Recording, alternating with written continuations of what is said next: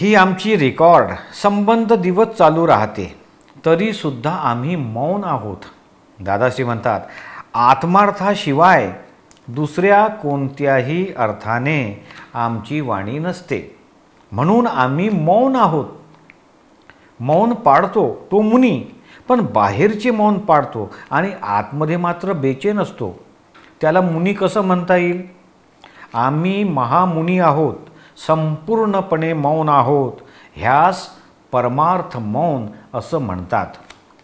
हित, मीत आणि प्रिय या 3 गुणांची वाणी ते सत्य आहे आणि दुसरं सर्व असत्य आहे.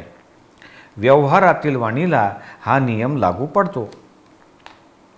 आता आम्ही आमच्या पश्चात ज्ञानी पुरुषाची वंशावळी ठेवून जाऊ आणि त्यानंतर ज्ञानी पुरुषांची साखळी शृंखला चालू राहील.